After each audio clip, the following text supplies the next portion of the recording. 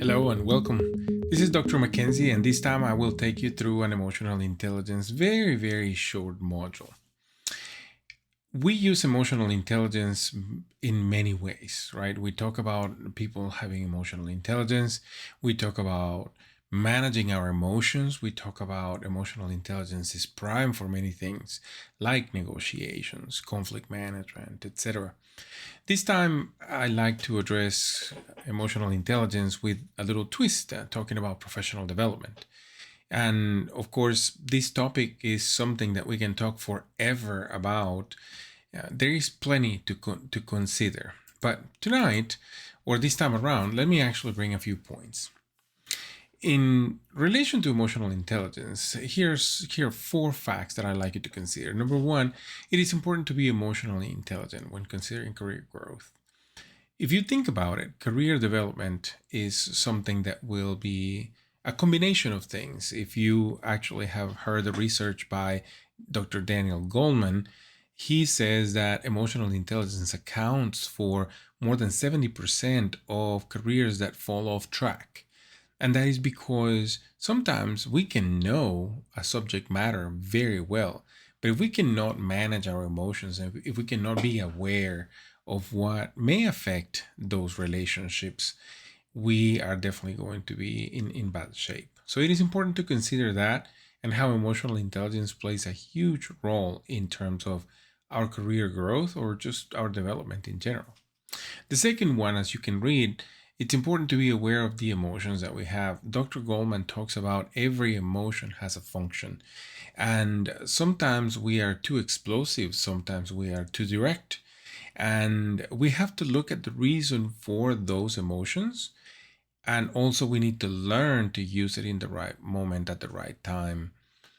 Many people think that being concise is driven by the emotion of shortness, and that's not necessarily the case.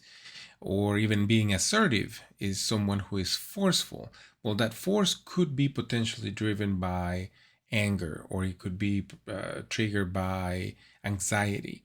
Those emotions do not conduce to anything positive.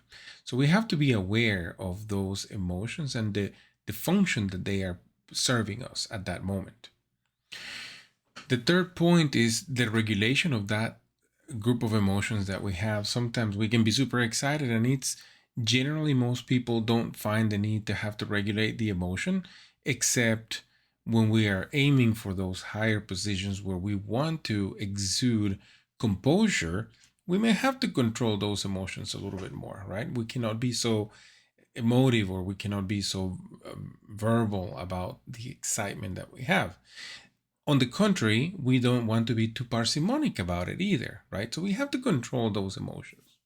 And then the last point is that social awareness, that empathy that we need to have.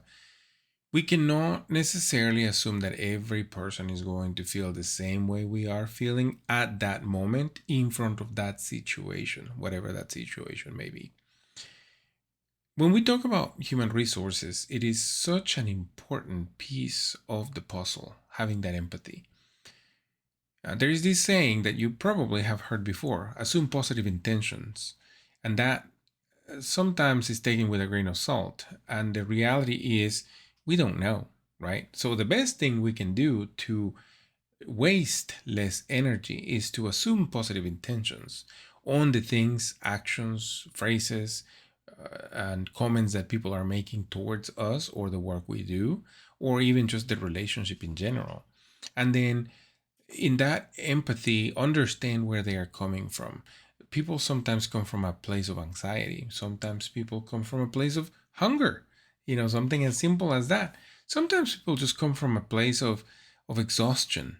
And while we don't necessarily need to share that exhaustion or that anger or that anxiety, we are probably going to serve better if we understand, if we comprehend what causes that, while we may not know the reasons behind the anxiety or the anger.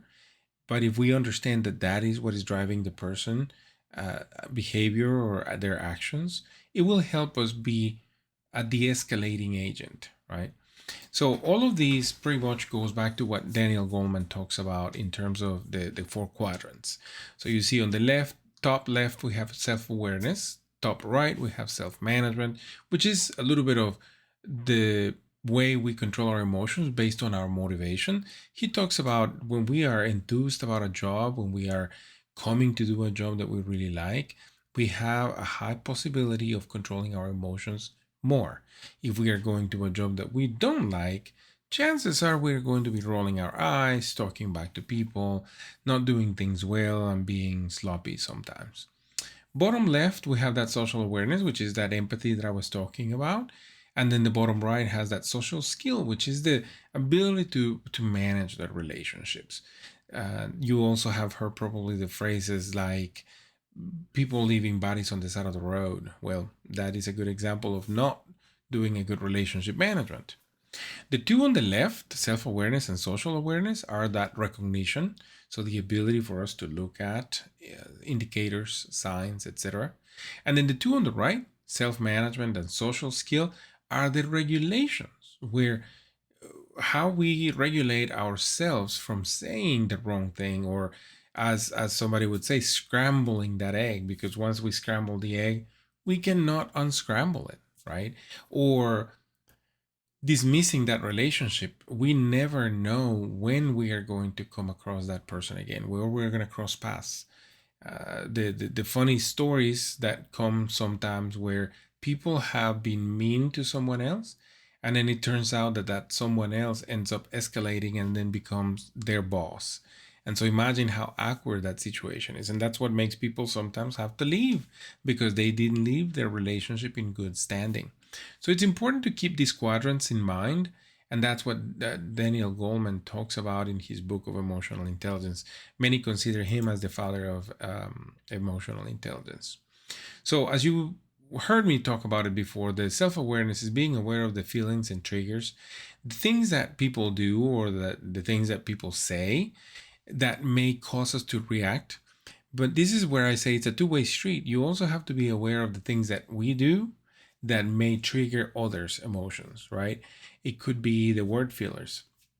It could be that the way we speak. It could be that we are just repeating the same word. You know how we sometimes tend to get into this fascination of, oh gosh, I haven't used this word in a long time. I'm going to use it for everything. Like I follow this gentleman who does simulations, and he says brilliant for everything. Well, changing a setting is not necessarily brilliant, but it is currently his word filler. It could become a little bit annoying for the audience. I'm not saying it's annoying to me, but I'm just giving you an example how a repeatable phrase, when it doesn't fit, can be distracting, right? So that's part of that self-awareness. It's not just what people do to us that exude us to behave in a certain way, but it is also the things that we do that may trigger other people, right? And then the other one is that regulation of the emotions that we have based on the motivation. So I talked a little bit about that. If we are enthused about the job we are doing, we're going to be a little bit more careful, right? The social awareness is that empathy. Remember the difference between empathy and sympathy.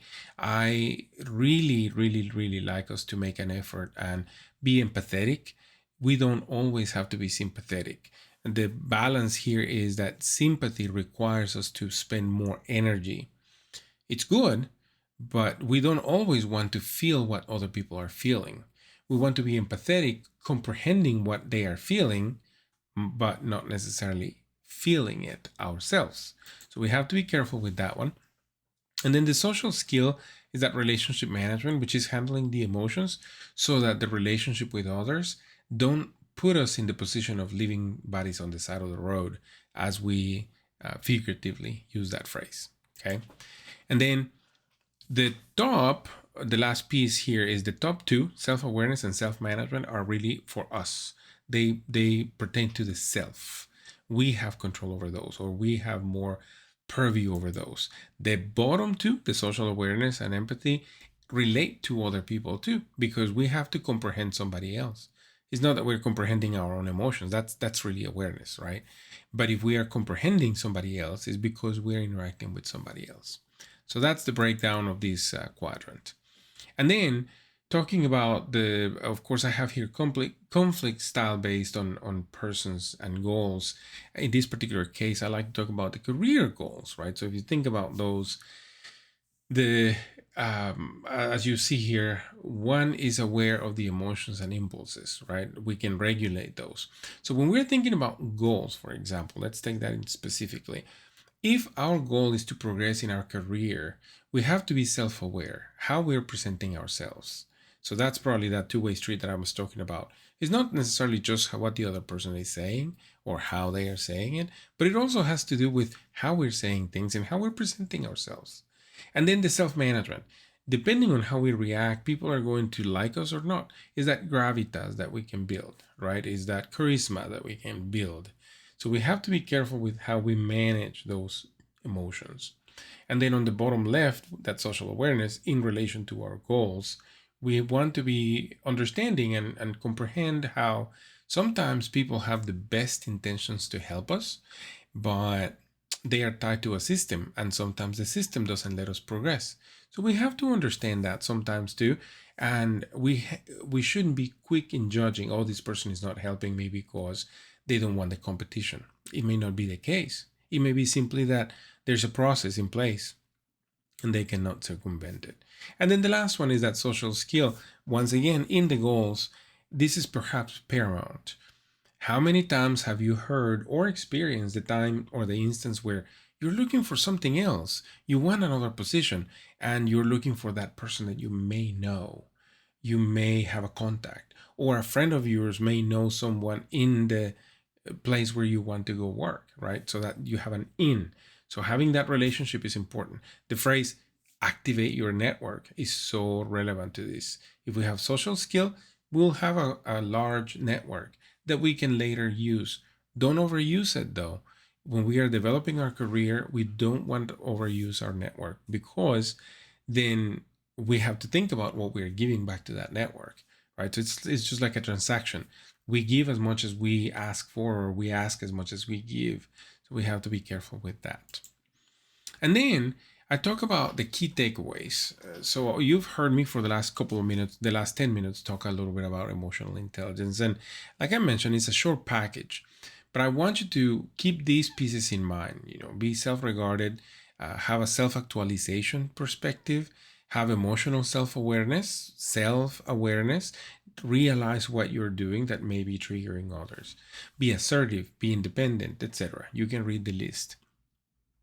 When you get to those 4, 15, 16, I'm sorry, 14, 15, 16, stress tolerance, optimism, happiness, that fits into that space of motivation, which is helping us on that self-awareness. So these are probably the biggest things. It's phrases in many cases, it's words, but they describe so much. I invite us to reflect on these as we continue to develop our career, build those relationships, and maintain our network. Okay. So last is these 4 pieces. Number 1, make sure to have awareness for your triggers and the things that you do that trigger others. Make sure that you have methods to manage your emotions. If we are always explosive, we're never going to leave a good impression. So that is going to affect our relationship management. And sometimes it's just going to affect the way we can be promotable, or the way we could be good elements to be hired, right? I cannot get away from the last time, not too long ago, when I interviewed someone, and this person were chatting on the video synchronously, but through Zoom or WebEx, one of those. And this person is doing this number where they are holding their jaw on their hand while talking to me during an interview process. And so the regulation there wasn't that great. What motivated this person to do that? I do not understand. Maybe she felt comfortable. Maybe she was tired. However, the image that caused wasn't that great. So we have to manage those reactions, okay? Remember to account for what other people are advocating for. Sometimes we may be in an interview, but sometimes we may be already doing the job and people are always watching.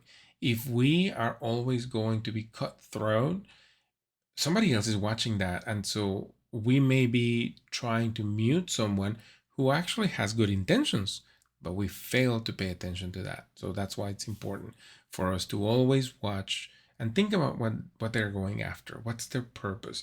Be curious, right? Always wonder what that is about. And sometimes we may ask, sometimes it'll just, the information will land on our lap because they will speak it up. We may not even have to ask. We just have to be patient, right? Keep that composure. And then the last point here is evaluate how important it is to maintain the relationship. I would say 9 times out of 10, you want to maintain that relationship because you never know when you're going to need it, whether it's for your own good or just simply to have have an easier transaction. Okay. Thank you very much, and I'll see you next time.